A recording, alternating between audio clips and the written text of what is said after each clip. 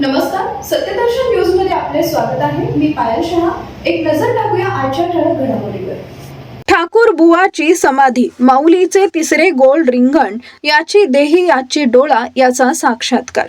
आषाढी वारीच्या पार्श्वभूमीवर आज सर्व संतांच्या मानाच्या पालख्या पंढरपूर तालुक्यात प्रवेश करणार आहेत. वारीतील अंतिम मुक्काम असलेल्या वाखरी इथं लाखो वारकरी एकत्र येणार असून प्रशासनाकडून स्वागत आणि नियोजनाची सर्व तयारी पूर्ण करण्यात आली आहे.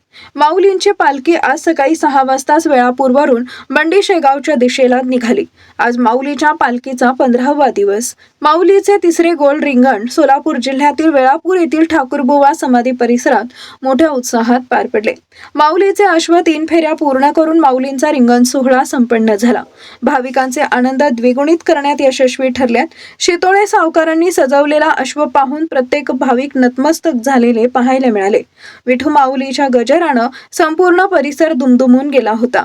ठाकूर बुवाची समाधी जवळ माऊलीचे तिसरे गोल्ड रिंगण पाहताना याची देही याची डोळा याचा साक्षात्कार सर्व वारकऱ्यांना भाविकांना झाला.